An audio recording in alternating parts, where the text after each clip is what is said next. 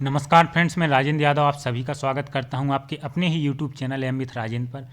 तो देखते हैं यहाँ पर भूगोल की महत्वपूर्ण क्लास, जिसमें आपको 25 इंपॉर्टेंट प्रश्न देखने को मिलेंगे। तो अंत तक रहें और इस बेहतरीन क्लास का लाभ उठाएं। तो सबसे पहले आप ज़्यादा से ज़्यादा लोग लाइक कर दें और शेयर समस्त ग्रुप में ज़रूर करें। तो पहला प्रश्न देखते हैं, आप खुद से इसे एक क्विज के रूप में लें कि 25 में से आप कितने प्रश्न कर पाते हैं। तो पहला प्रश्न, निम्नलिखित में से कौन सा शहर सीमांध्र की नई राजधानी है। तो सबसे पहले तो ये जाने कि सीमांध्र क्या है। तो सीमांध्र क्या है? तेलंगाना के अलग हो जाने पर आंध्र प्रदेश से जो बचा हुआ भाग है उसे हम सीमांध्र कहते हैं। ठीक है, सीमांध्र के रूप में किसे जाना जाता है? शेष आंध्र प्रदेश को। तो इसकी नई राजधानी क्या है? अमरावती। अमरावती सीमांध्र की नई राजधानी है, जो गुंटूर के निकट स्थित है। तो पहला ऑप्शन इसका सही उत्तर होगा। नेक्स्ट प्रश्न पर आते हैं, नारमैंडी बीच कहाँ स्थित है।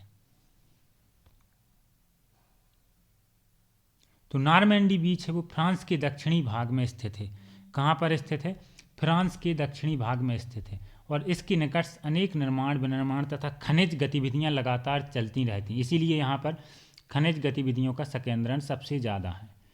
ठीक है, तो सही आंसर क्या हो जाएगा? फ्रांस।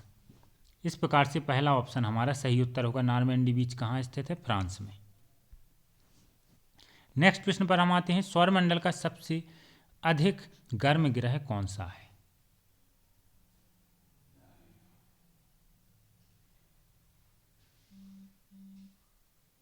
तो सौरमंडल का सबसे अधिक गर्म ग्रह कौन सा है? शुक्र। यहाँ पर कार्बन डाइऑक्साइड की अधिक मात्रा है। कार्बन डाइऑक्साइड की अधिकता से ही तापन या गर्मी बढ़ती है। तो सौरमंडल का सबसे अधिक गर्म ग्रह कौन सा होगा? शुक्र। अगले प्रश्न पर आते हैं, अंतर्राष्ट्रीय दिनांक रेखा क्या है।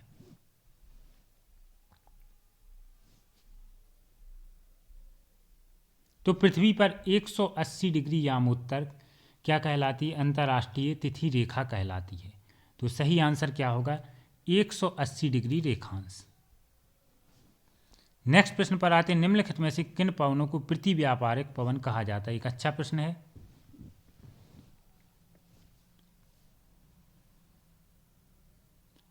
तो जो पवनें व्यापार में मदद करती हैं उन्हें व्यापारिक पवनें कहा जाता है, और जो विरोध करती हैं उन्हें प्रति व्यापारिक पवन कहा जाता है। पूर्वी पवनों को व्यापारिक पवन कहा जाता है क्योंकि वह व्यापार में सहायता करती हैं, और पश्चिमी पवन इसे बाधा के रूप में डालती हैं। तो पश्चिमी पवनों को प्रति व्यापारिक पवनें कहा जाता है। तो सही आंसर होगा चौथा ऑप्शन। नेक्स्ट प्रश्न पर आते हैं, निम्नलिखित में से कौन सा आग्नेय शैल है। आप सभी को पता है 3 प्रकार की चट्टानें होती हैं, आग्नेय शैल, इसके साथ साथ अवसादी शैल, कायांतरित शैल। आग्नेय शैल, सेडिमेंट्री रॉक्स और मेटामॉर्फिक रॉक। तो आग्नेय शैल है, इन्हें प्राथमिक चट्टान भी कहा जाता है। प्रश्न आ जाए अगर प्राथमिक चट्टान किसे कहा जाता है, तो आग्नेय शैल को ही क्या कहा जाता है? प्राथमिक चट्टानें कहा जाता है। और निम्नलिखित विकल्पों में से कौन सा आग्नेय शैल है? तो ग्रेनाइट आग्नेय शैल का उदाहरण है। अवसादी शैल कौन सी होती हैं? सेडिमेंट्री रॉक कौन सी होती हैं? जो प्रकृति के कारकों द्वारा निर्मित छोटी छोटी चट्टानें रासायनिक प्रतिक्रिया अन्य कारणों के द्वारा परत जैसी ठोस रूप में हो जाती हैं। ध्यान रखें, प्रश्न आता है कौन सी चट्टानें परतदार होती हैं। तो आपका आंसर होगा अवसादी चट्टानें परतदार होती है। प्रश्न आता है किन चट्टानों में जीवाश्म पाए जाते हैं। तो आपका उत्तर होगा अवसादी चट्टानों में। प्रश्न आता है, पूछा जाता है, कई बार पूछा गया है, पेट्रोलियम किन प्रकार की चट्टानों में प्राप्त किया जाता है। आपका सही आंसर होगा अवसादी चट्टानों में। तो इतने सारे प्रश्न थे जो यहाँ से पूछे जाते हैं। अब अगर आपसे अवसादी चट्टानों के उदाहरण पूछे जाएं, बलुआ पत्थर, चूना पत्थर, स्लेट, नमक की चट्टान, सेल खड़ी, ये सब क्या हैं? अवसादी चट्टानें हैं। तो अब हम आते हैं नेक्स्ट प्रश्न पर अपने, विषुवतीय प्रदेशों में क्या होता है। आप आराम से सभी ऑप्शन पढ़ें और सही उत्तर दें।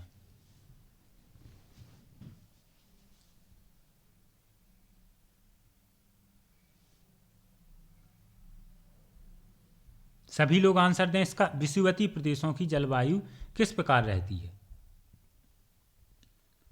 तो विषुवतीय प्रदेशों में जलवायु वर्ष भर गर्म और आर्द्र रहती है। वर्ष में कोई भी शुष्क ऋतु नहीं होती है और वार्षिक तापांतर भी कम रहता है। तो सही उत्तर होगा गर्म और आर्द्र जलवायु होती है। अगले प्रश्न पर आते हैं, भौम जल स्तर का पुनर्भरण निर्भर किस पर करता है।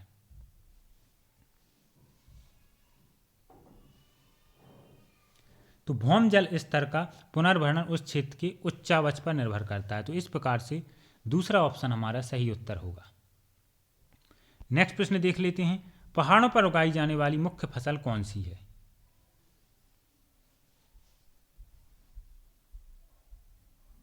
तो पहाड़ों पर उगाई जाने वाली मुख्य फसल है स्वीट पोटैटो यानी शकरकंदी। तो इस प्रकार से हमारा तीसरा ऑप्शन सही आंसर होगा। नेक्स्ट प्रश्न देखते हैं, पारिस्थितिकी तंत्र में ऊर्जा का मुख्य स्रोत क्या है?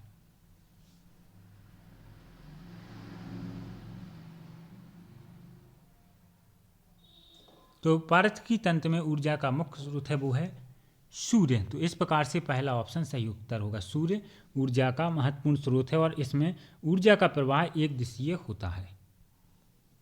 नेक्स्ट प्रश्न पर आते हैं, ऊर्जा संकट किसका परिणाम है?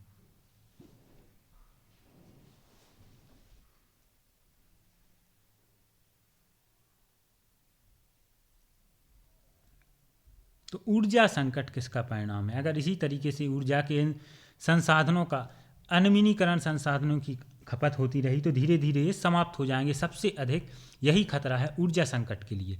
तो ऊर्जा के अनवीनीकरण स्रोतों के अधिक प्रयोग का तीसरा ऑप्शन बिल्कुल इसका सटीक आंसर हो जाएगा।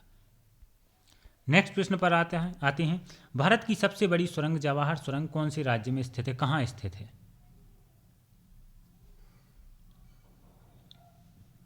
तो भारत की सबसे बड़ी सुरंग है वो जम्मू एवं कश्मीर में स्थित है। चौथा ऑप्शन हमारा सही उत्तर हो जाएगा। ठीक है फ्रेंड्स, कहाँ पर स्थित है? जम्मू कश्मीर में स्थित है और यह बनिहाल दर्रे में है। कहाँ पर है? बनिहाल दर्रे में स्थित है जवाहर सुरंग। दर्रा पूछा जाता है, किस दर्रे में? बनिहाल दर्रे में, जम्मू कश्मीर में। नेक्स्ट प्रश्न पर आते हैं, तिब्बत में सांगपो कहलाने वाली नदी कौन सी है? तो आसान प्रश्न है।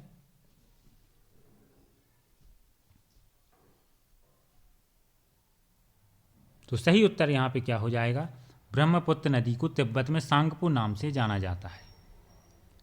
नेक्स्ट क्वेश्चन देखते हैं, निम्नलिखित में से किस राज्य से बंगाल की खाड़ी नहीं लगती? वे ऑफ बंगाल, जो बंगाल की खाड़ी है वो किस राज्य से नहीं लगती? तो पश्चिम बंगाल का जो तटीय भाग है वो तो लगता ही है बंगाल की खाड़ी से।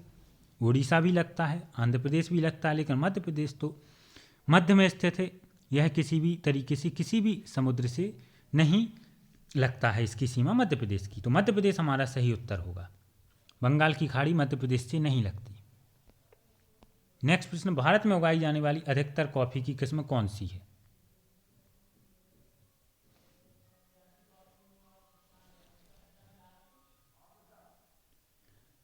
तो भारत में कॉफी की दो प्रजातियां मुख्य रूप से पाई जाती हैं, एक अरेबिका, एक रोबस्टा। अरेबिका और रोबस्टा। तो अरेबिका हमारा यहाँ पे क्या हो जाएगा? सही उत्तर हो जाएगा। कॉफ़ी की जो दो प्रमुख किस्में हैं याद रखें आपने, अरेबिका और रोबस्टा। नेक्स्ट प्रश्न पर आते हैं, गुजरात भारत में नमक का सबसे बड़ा उत्पादक है क्योंकि?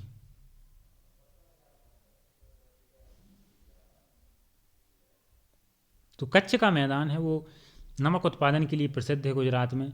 तो अगर कच्छ के मैदान की बात करें तो शुष्क, अर्धशुष्क, दलदली और नमकीन रेतीला जगह है। ठीक है, इसे सफ़ेद मरुस्थल भी कहा जाता है क्योंकि यहाँ नमक संग्रहण की क्षमता बहुत अधिक है। यहाँ नमक के भारी दलदल पाए जाते हैं। तो गुजरात भारत में नमक का सबसे बड़ा उत्पादक क्यों है? क्योंकि उसके पास विस्तृत शुष्क तट है। पहला ऑप्शन हमारा सही आंसर हो जाएगा। कौन सा ऑप्शन? उसके पास विस्तृत शुष्क तट है। नेक्स्ट प्रश्न पर आते हैं, 2011 की जनगणना के अनुसार भारत की जनसंख्या विश्व की जनसंख्या का कितने प्रतिशत है? सभी आंसर दें, सभी से बनना चाहिए।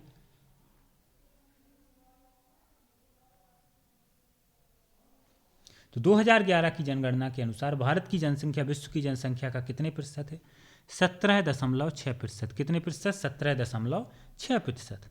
अगले प्रश्न पर आते हैं, अंतर्राष्ट्रीय सौर गठबंधन का मुख्यालय कहाँ है?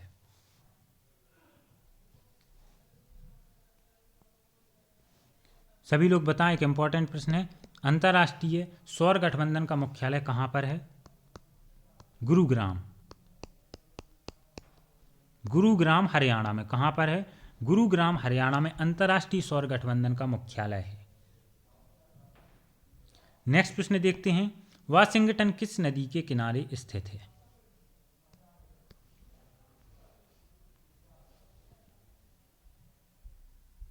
तो वाशिंगटन किस नदी के किनारे स्थित है? पोटोमैक। और सीन, पेरिस।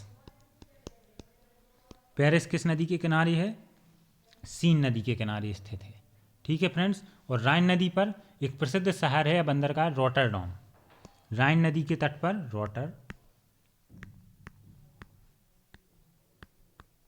रॉटरडैम। ठीक है फ्रेंड्स। और डैन्यूब ये भी पूछा जाता है। बुडापेस्ट, याद कर लें फ्रेंड्स, ये इंपॉर्टेंट है, यहीं से प्रश्न आते हैं। देखिए फिर से देखते हैं, वाशिंगटन, पोटोमैक, ठीक है, डैन्यूब नदी है और बुडापेस्ट शहर है। बुडापेस्ट डैन्यूब नदी के किनारे स्थित है। और रॉटरडैम किस नदी के? राइन नदी के। और पेरिस सीन नदी के किनारे। आप सभी याद कर लें। नेक्स्ट प्रश्न पर आते हैं, आकाशगंगा मंदाकिनी सबसे पहली देखी थी?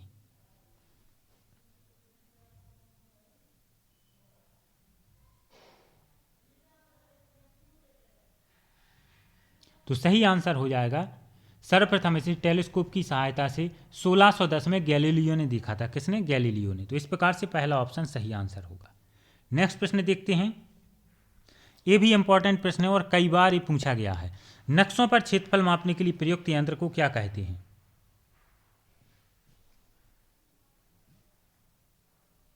तो नक्शों पर क्षेत्रफल मापने के लिए प्रयुक्त यंत्र को प्लेनीमीटर कहा जाता है। तो इस प्रकार से पहला ऑप्शन हमारा सही आंसर हो जाएगा।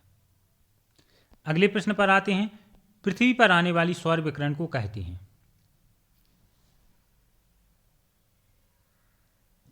तो पृथ्वी पर आने वाले सौर विकिरण को क्या कहा जाता है? पृथ्वी पर आने वाले सौर विकिरण किस तरंगों के रूप में आती हैं? तो यह ऊर्जा लघु तरंगों के रूप पर पृथ्वी पर पहुंचती है और इसे सूर्यताप कहते हैं। क्या कहा जाता है? सूर्यताप कहा जाता है।